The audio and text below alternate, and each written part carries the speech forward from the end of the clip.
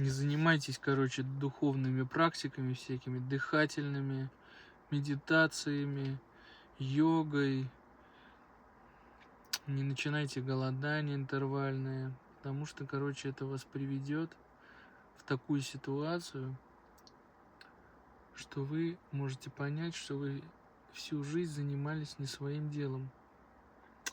И вас, короче, потянет к свободе, к природе, к желанию жить и дышать полной грудью, и бросить нахуй этот график 5-2, бросить все эти ипотеки, короче, машины, блядь, и просто свалить.